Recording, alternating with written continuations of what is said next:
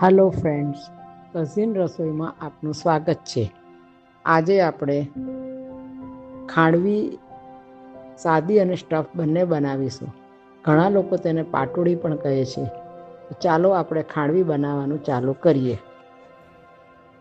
આ ખાંડવી હું માઇક્રોવેવમાં બનાવું છું, જેથી હલાવવાની ઝંઝટમાંથી છૂટી શકાય અને જલ્દી બની શકે.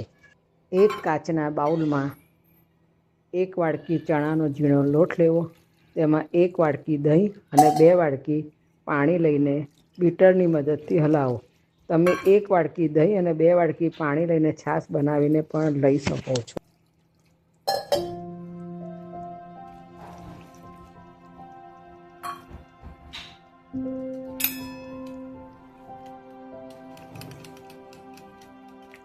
એમાં ગઠ્ઠા ના રહે તેની માટે બ્લેન્ડર ફેરવવું સારું પડશે. હવે આ બાઉલને માઇક્રોવેવમાં 10 મિનિટ માટે 900 સેલ્સિયસ પર મૂકીને સેટ કરો. 2-3 મિનિટ પછી તેને કાઢીને તેમાં મીઠું નાખીને ફરી હલાવી દો. જો મીઠું પહેલાં નાખીએ તો છાશ ફાટી જાય છે અને કણી પડી જાય છે, તેથી મીઠું થોડુંક ગરમ થયા પછી જ નાખવું. દરેક 2-3 મિનિટે આવી રીતે હલાવ્યા કરવું, જેથી ગઠ્ઠા ના પડે. આપણી કુકિંગ પ્રોસેસ ચાલે છે તે દરમિયાન પ્લેટફોર્મ પર અથવા તો થાળી પર તેલથી ગ્રીસ કરી દેવું, તેથી આપણને પાથરવામાં સરળતા રહે.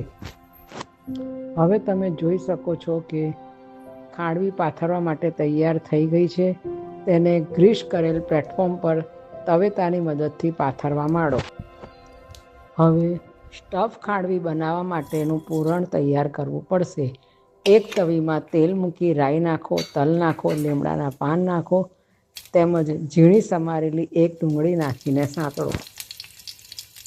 ડુંગળી સંતળાઈ જાય પછી તેમાં કોપરાનું છીણ, લાલ મરચું, મીઠું નાખીને હલાવો અને ગેસ બંધ કરી દો.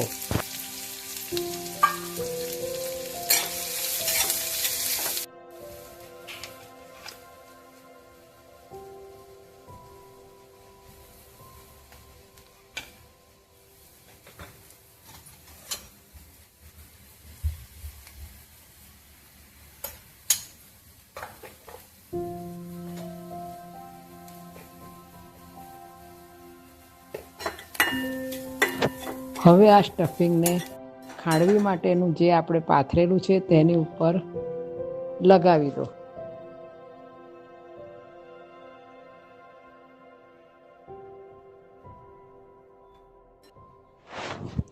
ત્યારબાદ આવી રીતે રોલ કરી દો અને જુઓ સ્ટફિંગ કેટલું સરસ દેખાય છે.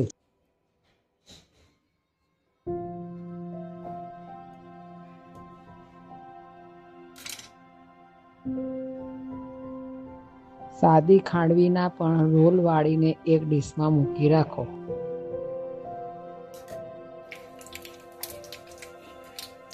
હવે ખાંડવીના વઘારની પ્રોસેસ ચાલુ કરો. 4-5 ચમચી તેલ મૂકો. તેમાં રઈ તતડે એટલે તલ નાખો, લીલા મરચાં, હિંગ અને લીમડાના પાન નાખો.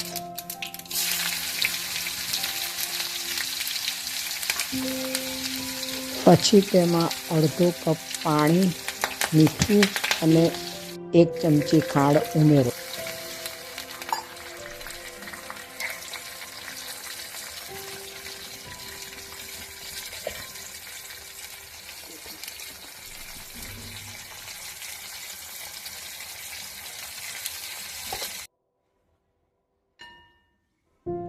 હવે આપણો વઘાર બરાબર ઉકળી ગયો છે. તેને ડીશમાં રાખેલી ખાંડવી ઉપર રેડી દો.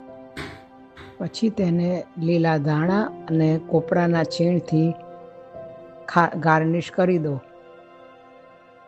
ચાલો, આપણી ખાંડવી રેડી થઈ ગઈ છે.